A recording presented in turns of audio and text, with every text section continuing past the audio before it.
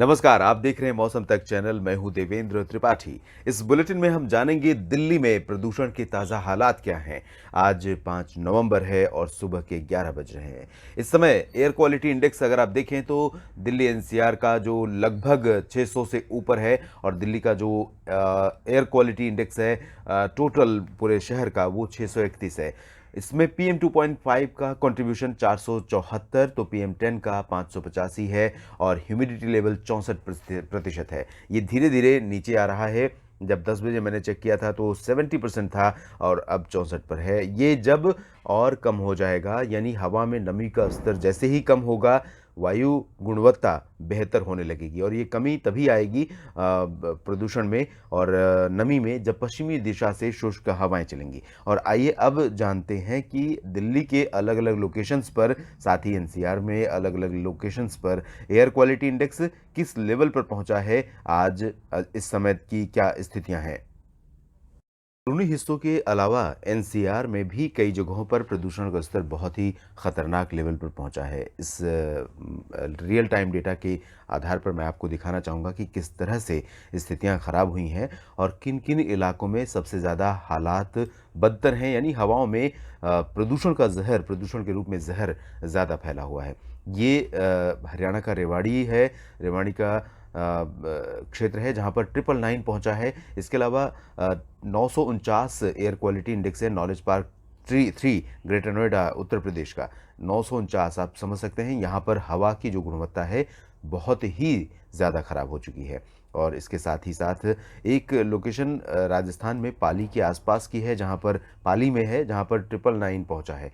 तो अगर इस रियल, कई बार होता है फिगर्स बहुत ही फेक आते हैं जब कोई डेटा नहीं होता है, तब यहाँ पर कभी जहाँ पर प्रदूषण ज़्यादा होता है वहाँ पर ज़ीरो लेवल आ जाता है, या जहाँ पर प्रदूषण कम होता है वहाँ पर भी इस तरह के आंकड़े आ जाते हैं।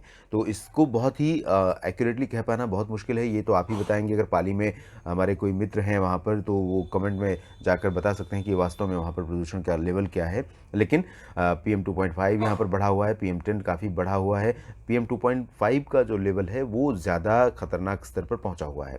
इसके साथ अब हम बात करते हैं दिल्ली की और दिल्ली के आसपास के शहरों की। तो यहाँ पर आप देखेंगे कि ज़्यादातर जगहों पर जो कलर है, कलर कोडिंग के ज़रिए ये रंग हज़ार्डस है, यानी पर्पल कलर जो आप देख रहे हैं ये, या ब्राउन रंग, ये हज़ार्डस कैटेगरी में आता है, यानी कि सेहत के लिए बहुत ही घातक लेवल है। आप देख सकते हैं आनंद विहार का जो एयर क्वालिटी इंडेक्स है 902 है।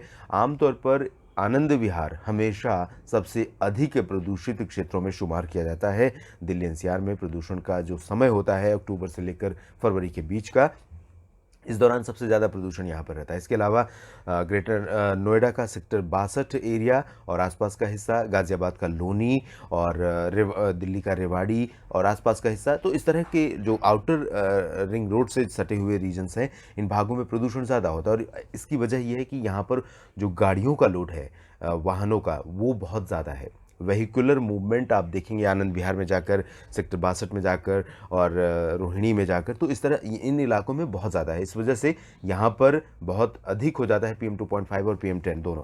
और अंदरूनी हिस्सों की आप स्थिति देखिए, यहाँ सेक्टर 16 नोएडा है, 695 है, 595 पहुँचा है सेक्टर 598, 125 सेक्टर में नोएडा में। और अब हम दिल्ली के अलग अलग जगहों का देख लेते हैं। Doctor Karni Singh shooting range open area है, काफ़ी अच्छा क्षेत्र है। यहाँ अगर आप कभी जाएँ तो बहुत ही बेहतरीन यहाँ की बनावट है। नेब सराय और आसपास का इलाका, साथ में महरौली का क्षेत्र है। तो यहाँ पर 436 है, काफ़ी बाकी जगहों की तुलना में हम कह सकते हैं ठीक है, लेकिन अभी भी ये हज़ार्डस कैटेगरी में है, सेहत के लिए ठीक नहीं है। और 426 है श्री अरविंदो मार्ग, ये आर के पुरम से सटा हुआ एरिया है।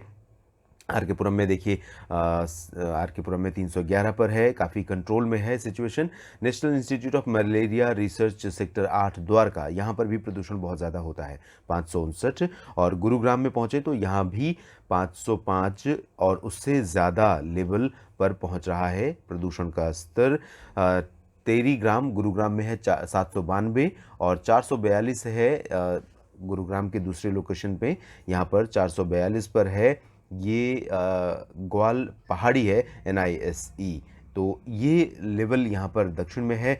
अगर हम फरीदाबाद की तरफ से देखेंगे तो बल्लभगढ़ में नाथू कॉलोनी के आसपास 772 है, 759 है सेक्टर 11 फरीदाबाद में, और सेक्टर 16 है फरीदाबाद में 451 है, 474 है सेक्टर 30 में।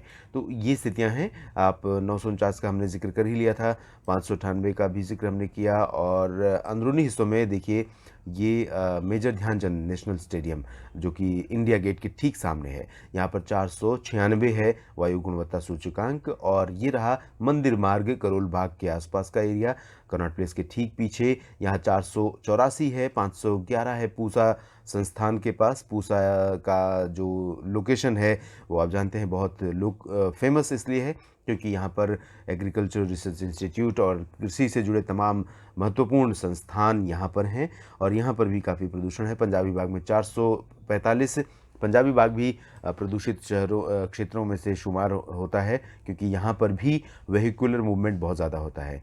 और वज़ीरपुर यहाँ पर 592 है, 462 है, ये रोहिणी का क्षेत्र है, 422 है पूठ खुर्द बवाना का, 652 का क्षेत्र देख सकते हैं, लोनी क्षेत्र में 652 वायु गुणवत्ता सूचकांक है। यहाँ PM 2.5 PM 10 दोनों ही काफ़ी बढ़े हुए हैं। तो कुल मिलाकर अगर हम देखें तो प्रदूषण का स्तर दिल्ली और NCR में काफ़ी ज़्यादा है, और अब दरकार यहाँ पर एक अच्छी या तो बारिश के स्पेल की है या फिर हवाओं के झोंके की। और हवा कौन सी? पश्चिमी शुष्क। अगर पश्चिमी शुष्क हवाएं चलती हैं तो थोड़ा सा राहत मिल सकती है, और अनुमान यह है कि आज कुछ हवाओं का रुख बदलेगा और ये प्रदूषण थोड़ा सा दिल्ली और NCR के शहरों पर से कम होगा ताकि लोगों को सांस लेने में कठिनाई न हो।